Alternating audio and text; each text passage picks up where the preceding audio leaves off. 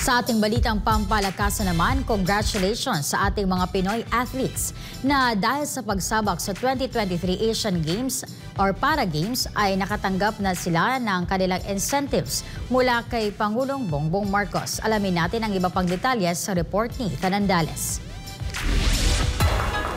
Formal nang natanggap ng Pinoy para-athletes na sumabak sa 2023 Asian Para Games ang kanilang incentives mula kay Pangulong Bongbong Marcos Jr. Ang para-athletes na naging dahilan para makapag-uwi ng 10 gold medals ang Pilipinas mula sa naturang international event ay binigyang tig 1 milyong piso. Ang nakapag-uwi ng 4 na silver medals ay nakatanggap ng tig 500,000 piso, habang ang nagdala ng 5 bronze medals ay nakatanggap ng tig 200,000 piso nitong January 23, 2024 nang matanggap nila ito.